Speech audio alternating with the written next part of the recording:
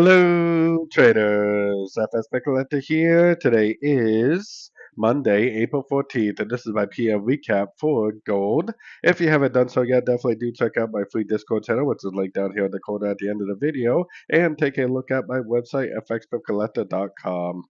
So, anyways, gold never did break that structure to the downside that I spoke about this morning.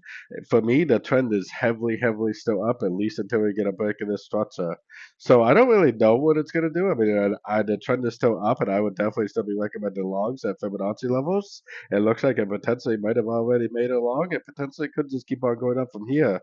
But if for whatever reason it does go down and it does break structure, that's when I would turn bearish and probably expect a much bigger move to the downside.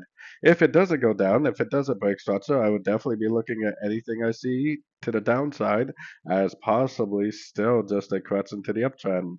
Whether it does decide to go down and make a bigger correction or not, I'm definitely still targeting at least the 3,280 to 3,275 area for possibly the end of this monthly time frame wave 3. But just remember the 161% Fibonacci extension is only the minimum target for wave 3. Wave 3s can go way beyond the 161% Fibonacci extension of a wave 1 projected out the bottom of a wave 2. So anyways, don't forget to like and subscribe. And as always, thank you for watching and happy trading.